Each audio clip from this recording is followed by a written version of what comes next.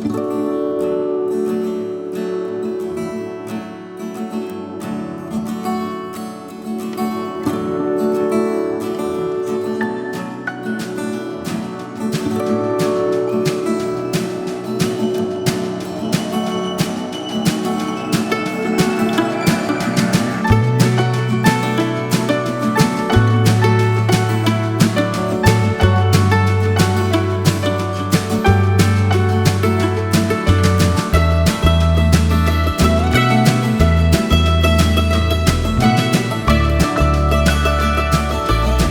everybody, Ben Woodruff here with another falconry video.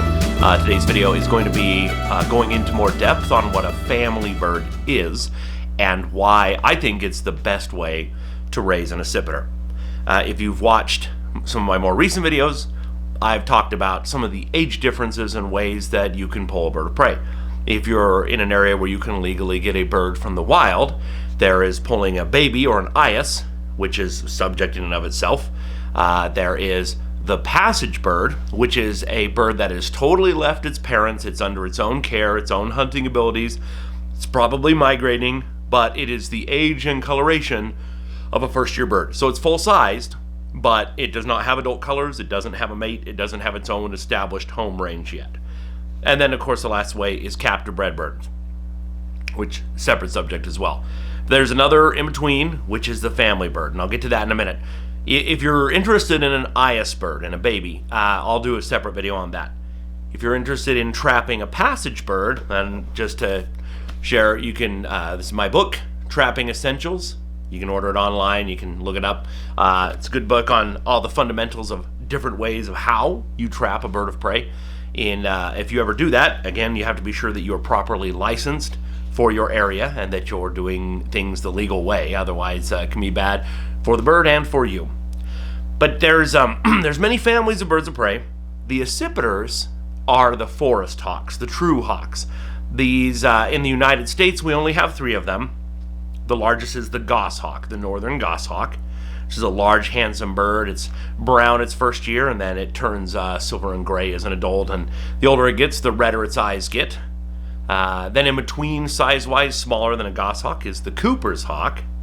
And Cooper's hawks are right in between size-wise, and just like a goshawk, they're tan their first year, and then they turn red-chested with blood-red eyes and a blue-gray back.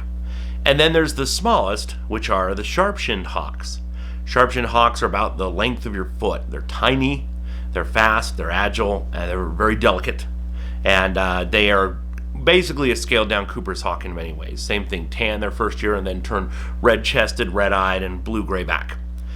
These hawks, these true hawks, they are the most miraculous hunters you can ever fly. There's all kinds of other birds and all kinds of other flight styles, but as far as speed, agility, stamina, and aggressiveness and ability to just the pursuit flights are incredible to watch, and they bring out different behavior in prey. If a bird is just flying away from a falcon or a big hawk, a bird might just be flying with a red-tailed hawk or a peregrine falcon chasing. But with accipiters, goshawks, Cooper's hawks, and sharp-shinned hawks, you have these where the prey is really trying so much harder, and the agility and stamina are breathtaking to watch. And all 3 of these species will hunt all day long.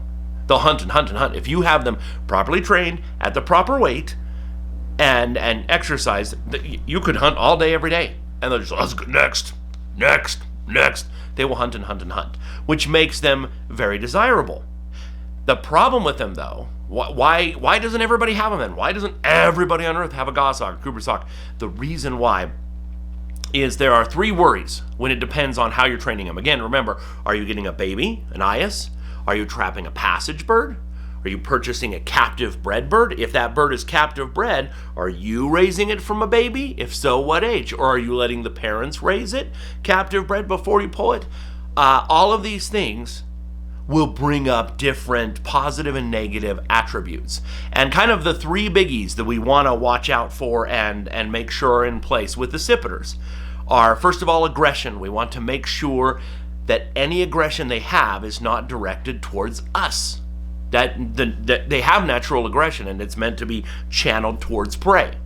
If it's channeled towards you, you will be rethinking your life very quickly. If you have a mistrained goshawk that's mantling over a pheasant it caught, and you approach and it leaves the pheasant and runs up and foots its way up your leg all the way to your face, that's not how falconry is supposed to be. But if you do things wrong with an accipiter, that is what will happen. So aggression is the first point. The second thing, vocalization. They have these wails they do that are baby hunger cries, and I'll talk about them more in a little bit. But you don't want a bird that's just meh, meh, meh, non-stop in your neighborhood. Also, while you're hunting, it's not very good to be hunting with a bird that meh, meh, meh, non-stop. So you want to train a bird in a way that it doesn't have excessive vocalization. And then the last thing is a good hunter. You're trying to hunt. You want your bird to be a successful hunter. So you want the training and situation to be such that you are arming your bird with the skills they need to be a successful hunter. So remember those three things. No aggression towards humans, no vocalization, and proper hunting experience and aggression towards game. That's what you're trying to do. And because those things are tricky, regardless of which age and scenario you pull an accipiter from, that's why you don't see a lot of people with them. You will never see them out of falconry. You will always see a Sharpie, a Cooper's, a Goss here and there in falconry.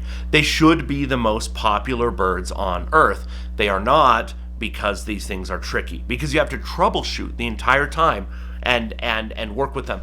If you go back in my falconry playlist, I have videos on aggression and accipitering aggression, and these are very good principles to kind of go over if you're thinking of getting one of these birds, because you never arrive at a proper point. It is constantly, oh, I need to do more of this, oh, now this is happening, I need to do less, and it's like this. It's a balancing act. It's a dance. That's okay. But now, so I want to talk about the family bird, because all of the other versions I gave you, the eyas raised bird, the passage trapped bird, the captive bred bird purchased from a breeder, all of those have some negative spins that are gonna manifest. We don't want that. And in my experience, in my opinion, is that for all of them, but particularly goshawks and Cooper's hawks, getting a family bird is the smoothest transition you can possibly have, that you can meet all of the criteria you need. Now, this applies to sharp-shinned hawks too, which again, remember, sharp-shins are the little ones, the smallest accipiter in the United States. But sharp-shins are so much fun. I'll do an imprint any day. Imprint sharp-shins, you get them up and running so fast, and you just hunt, and there's tons of prey everywhere, so I've never had a problem with an imprint sharp-shin. But for it still applies. Family bird sharpshin is still a great way to do it. So for goshawks and Cooper's hawks, what is a family bird? A family bird is a bird that has reached the age where the parents are starting to abandon them, starting to leave them. And so the birds are learning how to fly. Their feathers are probably all the way in. They've grown all the way, but they haven't hard-penned yet. Hard-penning, remember, when a feather shaft is growing in, it has rich blood coursing through it, and then when the feather is done growing, the blood retreats back into the body, the bird's blood pressure goes up, and the feather shafts harden and solidify. So that is the age where that's starting to happen. You're starting to get that to happen. So the babies, remember, they all didn't hatch the same day. So these babies, these eyas, goshawks, or Cooper's hawks, have been in a nest. And you have to understand the mentality of what they're doing. They're free food. Usually at first, mom's incubating, dad's bringing food, and then later on, they're starting to trade off. Now they're getting older, mom and dad are both bringing food to them. And at that tail end of growth, they're starting to stand up in the nest, and they're watching. Is that mom or dad coming? It is, meh, meh, meh. And they start vocalizing when they see their mom or dad. And eventually, remember, they're going to ditch out of that nest. They're going to leave, and they're going to be in that tree, the nest, or local trees. They're going to be in that grove. And so they start to become very vocal. They start to learn, hey, mom and dad need to know where I am. I will still sleep in the nest at night, but in the daytime, when I see them coming, I'm going to start vocalizing so that they know, oh, I'm not in the nest. I'll go towards the vocalization and hand food to this baby. They get to that age, and so they start to be competitive. And if one hears vocalizing, this is key. This will be very important in a minute. If one hears vocalizing that me, then the other ones will be like, oh, that one's vocalizing. It must see mom and dad. I better fly towards them because food is arriving. And this is also a very important age, because at this age, goshawks and Cooper's hawks will, and sharpshins as well, but especially goss and Coopers, will grab prey. They'll catch a bird, hamper it so it's injured, but it's not dead. They might pluck a few feathers, or they're stabbing it, and they fly near. So here's a baby, me, just on a tree, not in the nest. Mom and dad come nearby, and the baby starts flying towards them, and mom and dad drop it in the air, and the babies catch it. This is teaching them how to hunt. Up until now, mom and dad are like, here's your food. I'm biting off pieces of it and handing it to you. And now they're transitioning to, oh, when I hear meh, meh, meh, that means one of us babies has seen mom and dad. I need to fly towards that sound. And then food is going to appear. It might just be sitting on the ground. Mom and dad might drop it off in the air, but they're not handing it to me. It is being dumped there. This is an important principle, and we'll get to this here in just a minute.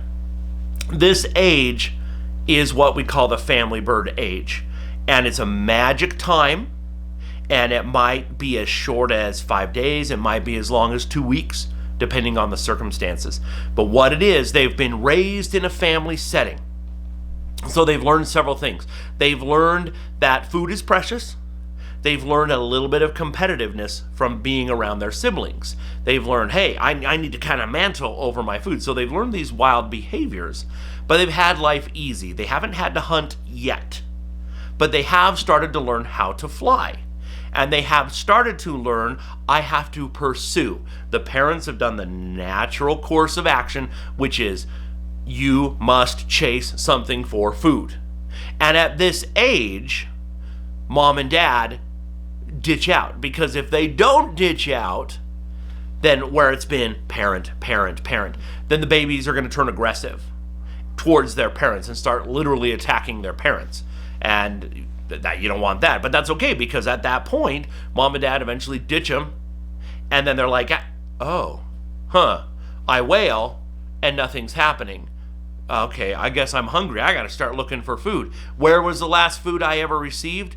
I had to pursue it because mom and dad dropped it, but I had to pursue it. And so that's their last programming is must pursue prey.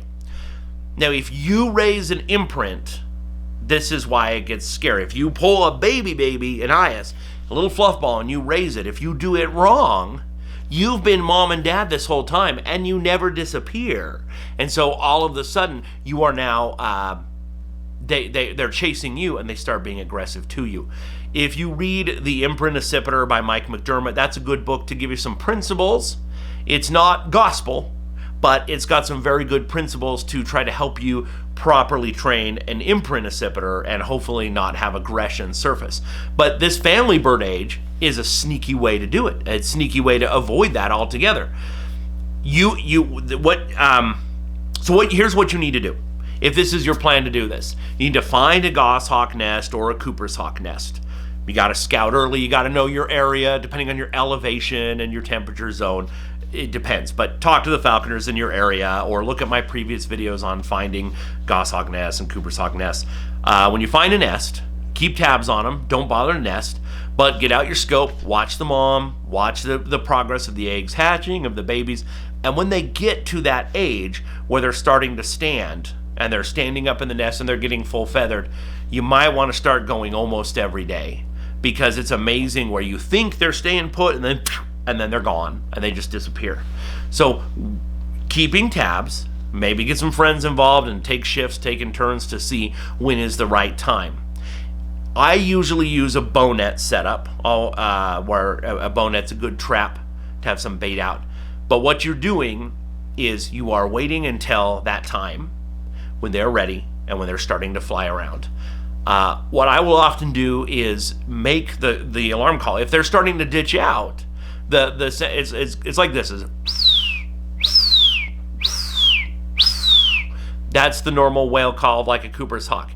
Goshawk's the same, but a little deeper. You can go online and find recordings, and you can, whatever, just play them. But what that does is that tells them the signal, oh, one of my siblings saw mom and dad bring food, even though mom and dad have basically ditched out on us. I need to fly over there. They fly over there, you're hiding in a blind, in a ghillie suit, in a tent, or just sitting behind a bush, and there's bait right there, and they're like, oh, okay. They go down on it, and you catch them. Now, a little trick, the speed and intensity of that call can make a difference. Remember, these are babies that are fat, they're happy, it's warm. There's no urgency necessarily to come over. So if you're doing that sound, and you see them and they're not coming over yet, speed it up and go,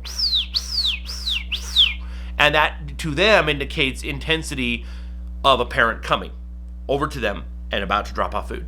So so not only play it, but speed it up where you need to. This when you're doing this, you might have to be patient because these babies are fat and happy.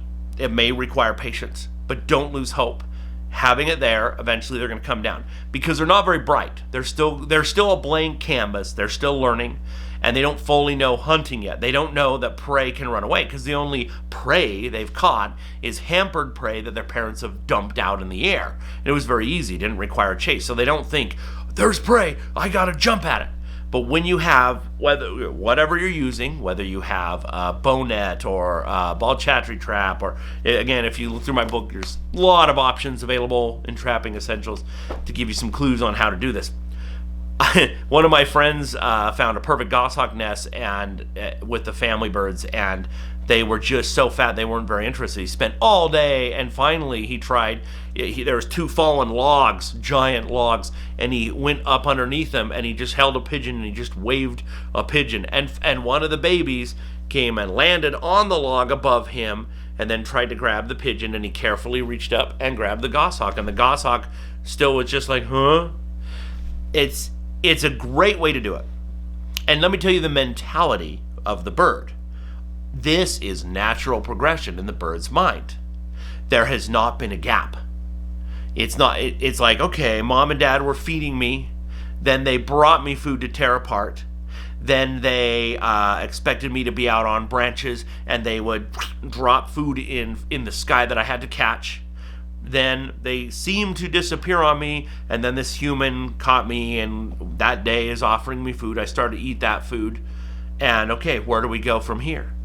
If you get them at that tail end of the family bird age, they don't vocalize because they start to shut that off.